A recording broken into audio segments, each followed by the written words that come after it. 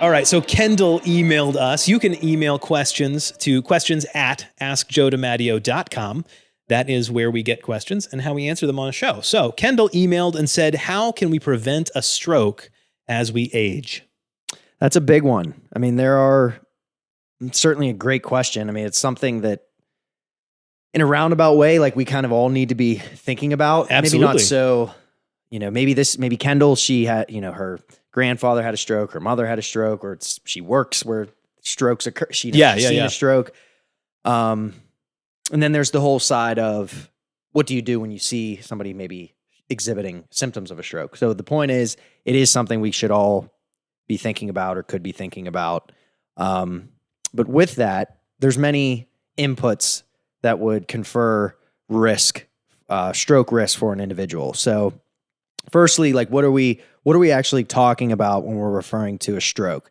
The easiest way to break it down would to just be in its two biggest categories. Okay. So there are hemorrhagic strokes and there are ischemic strokes. So with hemorrhagic strokes, they're less common, and this will either encompass like bleeding of the brain tissue itself or bleeding just outside the brain tissue, but still within the skull. And then there's ischemic strokes, which we're more familiar with, I would say, and they do happen more frequently. The blood supply to the brain is ultimately decreased for whatever reason. And, it could be a local obstruction. It could be a peripheral obstruction. And that's, again, when we lack blood flow to the actual brain. Okay, so hemorrhagic is when there's bleeding. There's bleeding. There's a break in the vein or something, and then is that where you get like blood buildup on the brain? That's what they're referring to. Okay. Definitely. And then the other is just for whatever reason, blood flow gets cut off to the brain. Yeah. But it's not just like if you have your aortic artery squeezed or whatever, you can pass out from that. Mm-hmm. A stroke is something internal that's caused by issues there, right? Yes, there's a clot that broke loose. There's an infarct. There's something that precipitated, symptoms of some sort in the person. Okay, so, all right. And then eventually, I mean, it's basically like a heart attack of the brain. So in a heart attack, Makes part sense. of your ultimately, like your heart tissue, heart muscle could die and stop functioning, and that's what you fear happens with a stroke. Some part of the brain dies, and all the different parts of the brain are responsible for different actions. So that's maybe why you'll see facial drooping or, changes in cognition or whatever it is. It just depends on where it's happening, right? Which type of stroke happened. There might be different, different symptoms of each of those. And then ultimately how you treat, because one is an obstruction of, blood flow, and there's a decrease in blood flow, you're going to treat that differently than you would if there's blood on the brain. Got it. We're not going to get into all that. Yeah. But it's just important to know that those are two very distinguishable things, and so there are some different causes and such for each of those. Okay, so you said not hemorrhagic. What was the other one? Ischemic. Ischemic. So that's ischemia. The more common. Yeah. Okay, so what are the I don't know if causes is the right word. I guess it is. What are the things to look for that lead to an ischemic stroke? Mm-hmm. Yeah, so that's the big question. So the easiest way to then classify this would be into, if you're looking at any guideline or any textbook or any, American Heart Association write-up, they're going to split these causes or risk factors in non-modifiable risk factors or modifiable risk factors. Sure, yeah. So when we're talking about non-modifiable, we're obviously saying things that you're born with, you don't really have a whole lot of ability to change those. Right. So age, that's one glaring example that, the risk of having a stroke approximately doubles with every decade in life after age 55. Okay. So you're not going to be able to turn the clock. You can do things that turn the clock back, but you can't. You're not going to change that. Right. I found this one interesting. Low birth weight there's an association there. Wow. But you can't change how which you were born. There are, with many disease states and issues, there's a race and ethnicity component. Certain demographics are more greater association with that. And then, of course, there's a multitude of genetic factors that are at play as well. Sure. So the genetic component of stroke, as with many things, there's a laundry list of ways to unpack the genetic part. Right. But I think the take home message there would just maybe be having a feel, if you could, for mom and dad's history, grandparent history. Is there a history of, atherosclerotic cardiovascular disease? Is there a history of ischemic stroke, hemorrhagic stroke? I mean, if there's some way that you can find those out, that at least helps you talk to, your doctor that you've established a relationship with, or whoever. So it's not that you can do anything to fix those things. It's just that if you can be aware that they're a risk factor for you, you can take action on the things that you can fix. Always. Yeah. That's always, I think that's a theme. Yeah. That's a theme here with a lot of what we've talked about. So that's a good way to sum that up, I would say. And then ultimately, yes, there are some other tests, and now there's a multitude of genetic testing and such for different cancers. And there are, I suppose, certain genes that may predispose somebody to, heightened stroke risk. So again, not that you need to know all that stuff, but at least if you bring that up and doc hears that you on your mother's side, there's 4 different ischemic strokes, then it will maybe prompt some further evaluation. Absolutely. In addition. So, okay. So we've established our genetic risk or family risk. What are some things that we can do that we can affect to reduce the risk of stroke in the future? So uniformly speaking, hypertension is going to be the most important modifiable risk factor that we want to think about here. Yep. And even just mechanically and physically, it makes sense if you have this outflow of too much pressure on the blood vessels, you can see how there is the potential for bursting in the arteries or stress on the arterial walls. Yeah. And ultimately things that are just make you more likely to have an infarct of some sort, whether that's the heart or stroke. But specifically here, untreated hypertension, persistently elevated blood pressure, even if it's a little bit low, that's when you see somebody's risk become a little more noted. Is hypertension and high blood pressure, are those the same thing? Synonymous. It's just the technical term? Okay. All right. So a lot of, you and I off camera were talking about, the different blood pressure guidelines that have existed and how they've changed over time, and I'm not going to go into all of that, but your goal, no matter who you are, is 120 over 80. Okay. Before there were different classifications. You'd maybe be pre-hypertensive, and they watch you. If you're in this range, you're just above the cut point. Now, no matter what your age is, they're looking to get you into that range again, because even if it's slightly elevated, elevation, just that persistent elevation over the years is enough to confer additional risk. Right, because you're putting extra stress on those body parts that are continuing to work 24/7 all of your life. And so any excess pressure, obviously the more the worse, but that makes sense. Okay, so exactly, that's a big one. The old information of, well, you can be pre-hypertensive or whatever, that's not a thing anymore. Right, and they still might call it that. Like they still may, depending on who you're dealing with, they still might classify it that way. But regardless, if you're above that cut point, there's going to be a conversation about maybe additional lifestyle modification, additional treatment. Right. Again, because we know for sure the quicker you can get that under control, the better. If we're talking about stroke risk reduction. Okay. That's the name of the game. All right. So the biggest thing is make sure that your hypertension, your blood pressure is down. Okay. Is there anything else? Yes, we have a bunch. Do we? We have a bunch. Brilliant. Yes. Lay it on me. So we'll get through what we can, and I think I kind of have them in order, I guess, of most of importance. Sure, give me like a top three. But then you're kind of splitting hairs, I think. So the next one is physical inactivity is another. There's a large association with stroke, and again, we're not always just looking at strokes specifically. Right. She's asking about that. Yes. That's why we're answering this question. Yes. And I think people might think, oh, this sounds like with the same risk factors for a heart attack. This might sound like the same risk for coronary artery disease. Like this might sound like it because it is. Because it's a lot of these things, they overlap. Yes. So physical inactivity, we bring it up time and time again. Yep. There are specific goals, and there are some specific cut points with certain amounts of aerobic activity that may confer benefit, or certain intensities that might have a little bit more of an implication. But I think the easiest thing to go back to is just looking at the physical activity guidelines that are currently out there that we do reference periodically. Yep. Because if it's like we're saying something different for stroke and it's a little bit different than physical activity guidelines, then it's like, I'm not so sure that does any good. So the goal, regardless, you want to shoot for 150 minutes plus of moderate activity per week.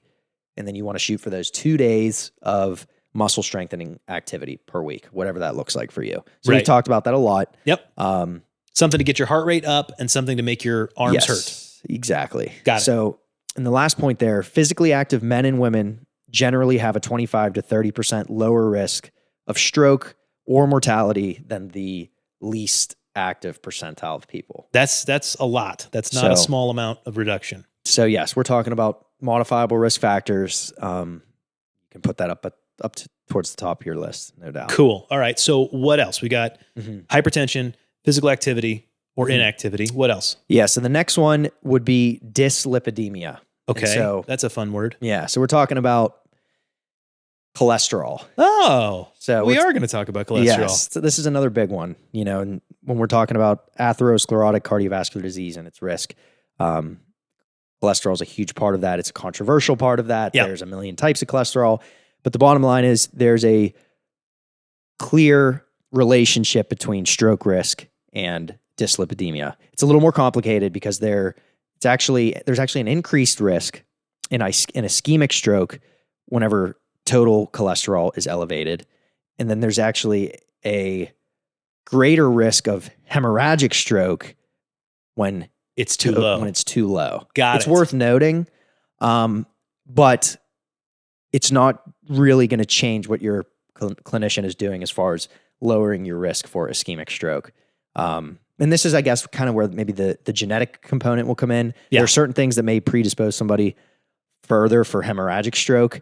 But again, these are just things like I feel like we have to just put in there. But I don't want this, but if we take this out of context, that's where the problems are. So in context, we have to mention it.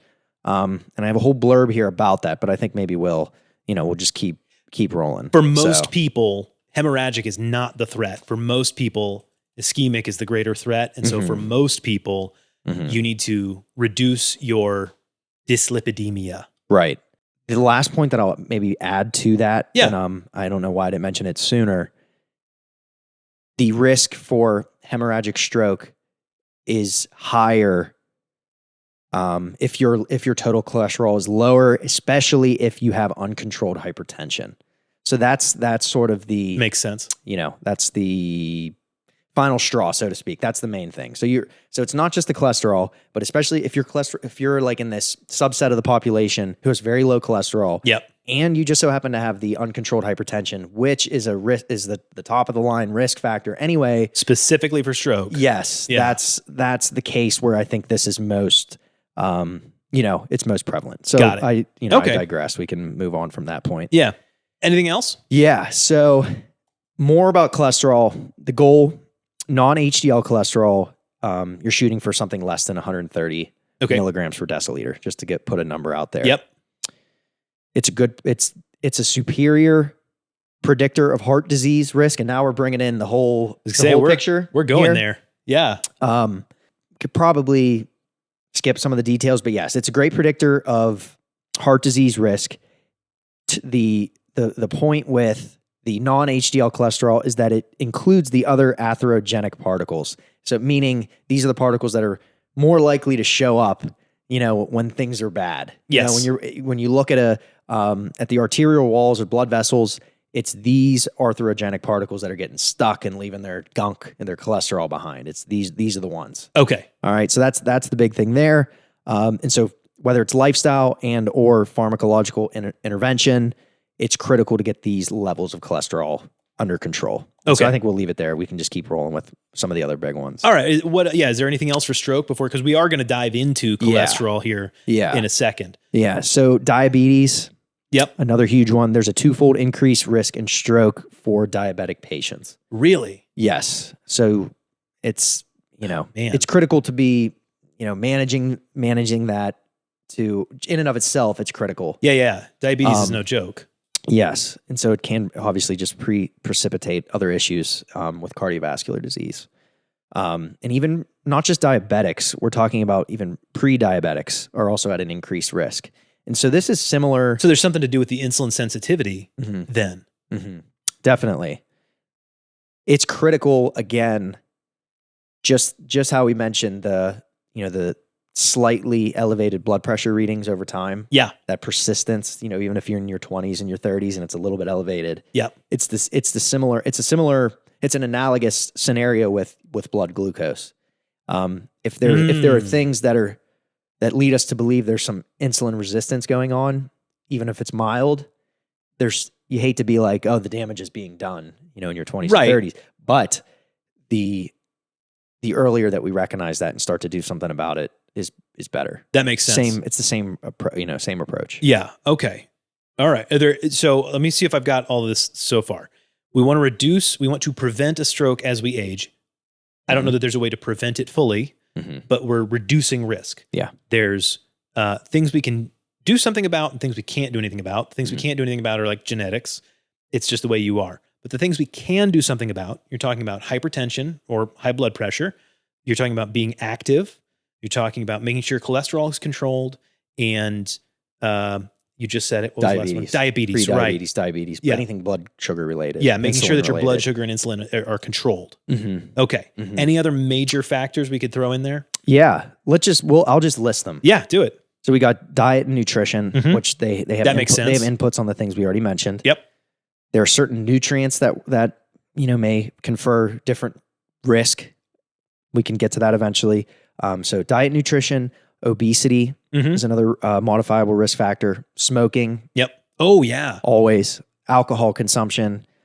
Atrial fibrillation is a big one. Okay. And so this is why with AFib, you will often see patients, and most patients will be taking a blood thinner of some sort, because that arrhythmic nature of the heart that's occurring, those chaotic rhythms, they cause the blood to collect in places they shouldn't, and so then you have these potential for clotting. Issues. Got it. Is AFib itself something you can do something about? I mean, that's, if you've got it, you've got it. It's not like yeah. So you can have procedures done to essentially ablate the arrhythmia that exists.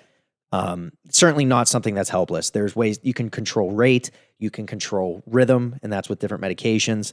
And then again, it's a risk reduction perspective when you see somebody with AFib and they're taking a blood thinner. So there are many ways to manage it. The problem is these heart rhythms can be immensely fatal when they go ignored or they're just not being properly treated. So that's we could have put that one up higher. Sure. For sure. It's something to be mindful of. And AFib there's a genetic component to that too. That's what I was thinking. You know what I mean? So my goodness, we could just talk about AFib if we wanted. So. We can do that sometime.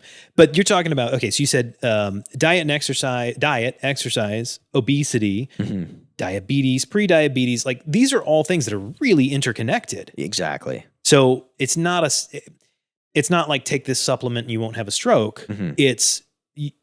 Stroke is a serious risk if you are out of control in a lot of different ways. Yeah. Do what you can to manage these different factors. Yeah. And maybe it is with a supplement. Yeah. Yeah. Partially. Yeah. Maybe it is with lifestyle. Maybe you are on a blood thinner. Maybe you are on metformin to control your blood glucose and A1C. So it's, barbell medicine always puts it this way. There are many levers to pull here. Yeah. And you try to go for the ones that you can. Right. And we know there are ways we can get blood glucose under control. We know there are medications that can get our blood pressure under control. We know we can help with rate and rhythm and, blood clotting risk and all that sort of stuff. So we're just looking to hit all of those factors. As much as possible. Yeah. Got it. The last one. Yeah. And there's more. There are more even. And there's just, it's a, there's subcategories. Yeah. Categories. This is a lot. But the last one is people, I think if they will have spent any time listening to this show, they would have heard me mention sleep apnea like 16 times already. Yes. And so sleep disordered breathing is another risk factor in and of itself for stroke. Wow. So This is just another reason to check in on your sleep, not to be neurotic about it. But if your partner notices snoring, if you notice snoring, if you notice the excessive daytime sleepiness, anything like that, we've already talked about the stop bang questionnaire that you can take. And it just asks you 5-6 questions. You can even take that to your yearly checkup or whatever. You can do an online, you can set up an online sleep study yourself if you're that kind of person. I've done it. I've done that. But the point is another lever to pull. Something that gets missed. Unfortunately, you think I'm fit, I'm good. I sleep okay. I get my 6-7 hours. It's out there, and it does more harm from a risk perspective, than even just with stroke. It has an impact on many things. Wow. So, okay.